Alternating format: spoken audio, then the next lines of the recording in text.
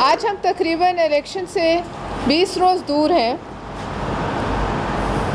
اور اس وقت تک ملک میں صرف ایک پولیٹیکل پارٹی اور اس کی قیادت میدان میں ہے۔ آپ دیکھ رہے ہوں گے کہ اس وقت ایک سیریس ایفرٹ جو الیکشن لڑنے کی ہے وہ پاکستان پیپلز پارٹی اور ان کی قیادت کی طرف سے۔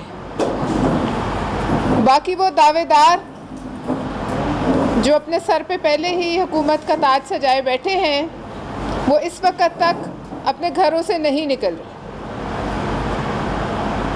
کل آپ نے اس جماعت کا ایک جلسہ دیکھا جو یہ دعویٰ کری ہے کہ وہ آئندہ آنے والے انتخابات کے نتیجے میں حکومت بنائے بیٹھی ہیں۔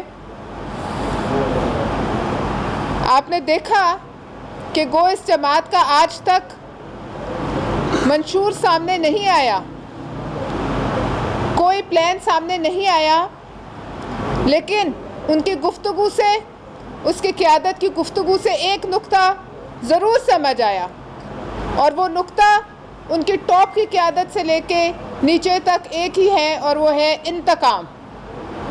لہٰذا مسلم لیگ نون کی غائب منشور میں سے اگر کچھ آپ سمجھ سکتے ہیں کہ عوام اور اس ملک کی سیاست کے لیے ہے تو ایک ہی نقطہ ہے عوام، جو کل آپ نے دیکھا کہ مسلم لیگ نون کے جلسے میں سوائے تانا زنی، زہر میں بجھے ہوئے تیر اور انتقام کی باتیں، اس کے علاوہ کوئی معاشی پلان، اس کے علاوہ کوئی بہتری کی بات، اس کے علاوہ کوئی لیڈرشپ والی سوچ ہمیں نظر نہیں آئی۔ یہ لمبی لمبی دعوے اور باتیں کرنے سے پہلے اس جماعت کو یاد رکھنا چاہیے کہ 16 ماہ اس ملک کی جو معیشت کی تقدیر تھی وہ ان کے ہاتھ میں تھی، اور انہی کی زیر قیادت اور ناک کے نیچے اس ملک کی عوام پر ریکارڈ مہنگائی کے بم گرائے گئے، بغیر ذرا سی ہمدردی کی ایک رمق کے بغیر ایسے فیصلے لیے گئے جو قصاب لیتا ہے جب اس کے ہاتھ میں چھری ہوتی۔ آج کسی جامع معاشی پلان کے بجائے ہم پھر وہی راگ سن رہے ہیں جو پہلے میاں نواز شریف صاحب سے ہم نے سنا، آج محترمہ مریم نواز صاحبہ بھی وہی بات کرتی ہیں، انتقام انتقام انتقام۔ اس ملک کی سیاست کو انتقام کی آگ میں جلا کر ہم کوئی جمہوریت کے لیے کوئی بہت بڑی خدمت انجام نہیں دے رہے۔ اس ملک کی رگوں میں آگے ایک پہلے لاڈلے ثانی نے زہر کے انجیکشن لگائے، اور اب لاڈلے دوم کے ذریعے پھر سے انتقام کی خبریں اور انتقام کی باتیں ہمارے کانوں میں سنائی دے رہی۔ سب سے پہلے تو عوام کو اور ہمیں یہ ایک سوال ہے کہ مسلم لیگ نون یہ بتائے کہ آئی ایم ایف کے کہنے پر جس طریقے سے ہاتھ پاؤں باندھ کر پاکستان کی عوام کو آئی ایم ایف کے بھوکے بھیڑیوں کے آگے ڈال دیا گیا، اس کے سدے باپ کے لیے آپ کے پاس کیا معاشی پلان ہے؟ وہ جو تباہی آپ کی اپنے ہاتھوں ہوئی، کم از کم آپ عوام کو یہ بتا دیجئے کہ اس مصیبت سے نکالنے کے لیے آپ کیا کرنا چاہتے ہیں۔ اور یہ آج منشور کو پیش کرنے کے بجائے عوام سے پوچھتے ہیں بتائیے ہم اس میں کیا رکھیں، تو سوال یہ بنتا ہے کہ جب آپ آئی ایم ایف کے کہنے پر اس ملک کی عوام کے گلے پہ چھریاں پھیر رہے تھے تو تب کیا آپ کا پوچھنا نہیں بنتا تھا کہ پاکستان کے عوام یہ بتاؤ کہ کیا تمہیں اس عذاب میں مبتلا ہونا اور یہ معاشی پالیسیاں قبول ہیں؟ آج جب الیکشن میں 20 دن رہ گئے ہیں تو ابھی تک بجائے منشور پیش کرنے کے آپ عوام کو جھوٹے دعوے اور سہانے خواب دکھا رہے ہیں۔ یہ بھی نوٹ کریں کہ جب یہ آئے، سرکاری ملازمین کو برطرف کیا گیا، پی آئی اے میں آگ بھڑکائی گئی، سٹیل مل کو تالے لگائے گئے، اور آج بھی وہ شخص جس کی وجہ سے پی آئی اے پاکستان کی قومی ایئر لائن اور پاکستان کا جھنڈا سرنگوں ہوا، وہ آج آپ کی جماعت کا حصہ ہے۔ کتنے مزے کی بات کہ اس جماعت کے پاس اپنے وہ لوگ جس میں دانیال عزیز، جس میں طلال چودھری، جس میں اور ایسے لوگ جنہوں نے قربانی دی، ان کے لیے جگہ نہیں ہے، مگر اسی راہ پر گامزن ہے جس پہ ان سے پہلے لاڈلا اول گامزن تھا، جب بھر بھر کے وہ الیکٹیبلز لاتا تھا۔ افسوس کی بات یہ ہے کہ وہ رانا مقبول صاحب جنہوں نے ان کے کہنے پہ آصف علی زرداری صاحب کی زبان کاٹی تھی، جب وہ اس جہان سے رخصت ہوئے، جنہوں نے ان کی خاطر بعد میں قید بھی کاٹی تھی، تو ان کے پاس ان کے گھر جانے کے لیے اور افسوس کے 2 لفظ بولنے کے لیے بھی ٹائم نہیں تھا۔ یہ ان کی جماعت بھی یاد رکھے، ان کے کارکن بھی یاد رکھے اور عوام بھی یاد رکھے۔ اس حکومت میں بھی اپنا ایک من پسند وزیر نجکاری میں لگایا گیا، کیوں؟ اس لیے کہ پی آئی اے کے حصے بکھرے کیے جائیں۔ یہ وہ باتیں ہیں جو ہم لوگوں کی آنکھوں سے بھی نہیں چھپی ہوئی اور عوام کی آنکھوں سے بھی نہیں چھپی ہوئی۔ آپ کے بنائے ہوئے بجلی گھر، ان کی پیداواری صلاحیت کیا ہے؟ انہوں نے کیا دیا اس قوم کو اور کتنا مال لوگوں کی جیب سے نکالا؟ اس پر بھی بات کی جائے۔ آج آپ کہتے ہیں، پہلے آپ کہتے ہیں کہ چترال والوں میں نے تمہیں ٹنل دیا، تم نے مجھے ووٹ نہیں دیے۔ پھر آپ کہتے ہیں کہ کراچی والوں اپنے گریبان میں جھانکو، تم نے مجھے ووٹ نہیں دیے۔ کل آپ نے کہا کہ ہم آپ کو مفت جتنے ووٹ پڑیں گے اتنے بجلی کے بل کم ہوں گے۔ بتائیے یہ کون سی معیشت کی کس کتاب کا فارمولہ ہے؟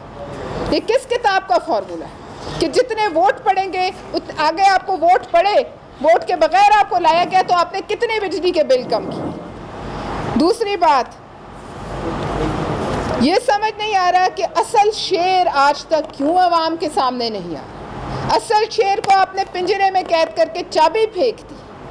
اصل شیر کیا؟ آپ نے زبان سے ان کا جو نظریاتی نعرہ انہوں نے بنایا تھا ووٹ کو عزت دو، وہ بھی چھین لیا۔ آج مسلم لیگ نواز کی لیڈرشپ کے پاس عوام کو کہنے کے لیے کچھ نہیں، کوئی نعرہ نہیں۔ وہ اپنے گھروں سے نکلنے سے قاصر ہیں، ان کو پنجرے میں بند کر کے چابی پھینک دی گئی ہے۔ اور 40 سال سے پنجاب کے سیاہ و سفید کے جو مالک تھے، آج کیا وجوہات ہیں کہ وہ کہیں جانے سے پہلے جو ہے وہ 100 دفعہ سوچتے ہیں؟ کیا وجوہات ہیں کہ ایک قابل ذکر ہسپتال پنجاب میں نہیں بھر سکا؟ اور تھر پہ طنز کرنے والوں کو آج یہ دیکھنا چاہیے کہ تھر میں کتنی ترقی ہوئی اور تھر میں لوگ آج روزگار کے لیے جا رہے ہیں۔ سہولت کاری اور بے ساکھیوں کے بغیر، افسوس کی بات ہے ایک بڑی جماعت آج اس جگہ پہنچ گئی کہ سہولت کاری اور بے ساکھیوں کے بغیر وہ گھر سے نکلنے کی جو ہے ہمت نہیں رکھتے۔ لہٰذا جمہوریت کے نام پر جب انہیں لایا گیا، ان کا ایک ہی ایجنڈا ہمیشہ رہتا ہے، انتقام۔ وہی ایجنڈا چلتا ہے اور جس چاؤ سے پھر لایا جاتا ہے اسی طرح دھکے مار کر انہیں نکال دیا جاتا ہے۔ لیکن نقصان کس کا ہوتا ہے؟ پاکستان کی جمہوریت کا نقصان ہوتا ہے، پاکستان میں جمہوری عمل کا۔ اور اسی طرح لگتا ہے جو ان کے ابھی روش ہے اور جو ان کے اندر انتقام کی آگ ٹھنڈی نہیں ہو رہی کہ اس دفعہ جو یہ کلیم کر رہے ہیں کہ ہم آئیں گے تو یہی انجام ہوگا۔ لیکن یہ اس طریقے سے بہت سی جماعتوں کا آخری الیکشن نظر آتا ہے جس میں سر فہرست وہ تمام لاڈلے ہیں جو سہولت کاری کی بنیاد پر آ رہے ہیں۔ ایک اور بات یہ ہے کہ جتنی معاشی پالیسیاں تشکیل دی گئیں مسلم لیگ نون یہ 16 ماہ کی حکومت میں، وہ سب ان کی ٹاپ لیڈرشپ کی ہاں سے مشروط تھی اور ان کی ہاں کے ساتھ۔ یہ پاکستان کے عوام جان لیں، جتنی دفعہ IMF کے کہنے پر چھری چلی، میاں نواز شریف صاحب کی بھی ہاں تھی، میاں شہباز شریف صاحب کی بھی ہاں تھی، لیکن پھر ایک اداکاری کی گئی کہ ایک کو نکال دیا گیا کہ چلو تم تنقید کرو۔ ایک شخص اپنا الگ وہ لے کر تنقید کرتا رہا حکومت پر اور باقی آرام سے چھری چلاتے رہے۔ اس دفعہ عوام اس اداکاری میں نہ پہلے آئے اور نہ اس اداکاری کے دام میں وہ اس دفعہ آئیں گے۔ لہٰذا میں صرف یہ کہوں گی کہ دوسروں پر تانا مارنے سے پہلے اپنے ماضی کا بھی ہمیں جو ہے وہ دیکھ لینا چاہیے۔ سپریم کورٹ پر حملے کرنے والے دوسروں کو تانے نہیں دے سکتے، اداروں پر حملے کرنے والے دوسروں کو تانے نہیں دے سکتے۔ یہ بہت پرانی بات نہیں ہے، یہی جماعت تھی جس نے جو ایسی کون سی بات ہے کہ جو سر عام نہیں کہی جلسوں میں، کہ جو اداروں کو اسی طرح جنہوں نے جو ایذا پہنچائی جس طریقے سے PTI نے بعد میں عملی طور پر کر کے پہنچائی۔ لہٰذا ہم عوام سے یہ کہتے ہیں، امید نون سے کہتے ہیں، مسلم لیگ نون سے کہتے ہیں کہ آپ کا جو اقتدار کی خواہش ہے وہ انشاءاللہ تعالی 8 फरवरी को वो जो है समंदर बुर्द होगी, ज़मीं बोस होगी। बहुत शुक्रिया। कलेक्टर साहब, आपने बड़ी तनकीद की सोलह की शहबाज शरीफ ने जो महंगाई की छुरी चलाई और किसान चलाई, उस वक्त आपका चेयरमैन और आपकी पूरी पार्टी उनको बॉस बना के उनके साथ खड़े थे। तो आज हुकूमत का जब दौरानिया खत्म हो गया तो उसके बाद आपने उनकी तनकीद शुरू कर दी। हम उनको बॉस नहीं बनाया, उनको बॉस इस तरह से बनाया कि मियाँ इस पार्टी में सांस नहीं था। इस पार्टी को सांस आसिफ अली जरदारी ने दिया। मियाँ शहबाज शरीफ को हुकूमत में लाने वाला और मुस्लिम लीग नून को अगर कोई खड़े करने वाला है तो वो एक शख्स है, आसिफ अली जरदारी। और इसकी तमाम मुआशी पॉलिसीज़ पर पीपल्स पार्टी तब भी इख्तलाफ करती थी, पीपल्स पार्टी तब भी और ये अपनी मुआशी पॉलिसियों और अपने फ़ैसलों को करते हुए किसी इत्तेहादी से कोई बात नहीं करते थे। ये उस वक़्त भी तनकीद थी और इत्तेहादियों के तहफ़्फ़ुज़ात थे, लेकिन उस वक़्त के हालात के मुताबिक हमें एक लाडले अव्वल को निकालना बहुत ज़रूरी था। बलबशा साहिबा, आपके जो मिनिस्टर हैं वो बिलावल साहब के टूर तो समझ आते हैं कि वो वज़ीर ख़ारजा थे और मामला दुरुस्त करने जाते हैं। ये बाकी जो आपके मिनिस्टर जहाज़ों पे चढ़ते रहे 15 महीनों के दौरान और इनके पाँव यहाँ नहीं लगे, किसी एक का बयान दिखा सकते हैं कि किसी ने उस वक्त माशी पॉलिसी से इख्तिलाफ किया हो? ये तो जहाज़ों में घूमते रहे उस वक्त। देखिए, जिसने जितने दौरे किए वो अपने दौरों की जो है वो जवाब देगा।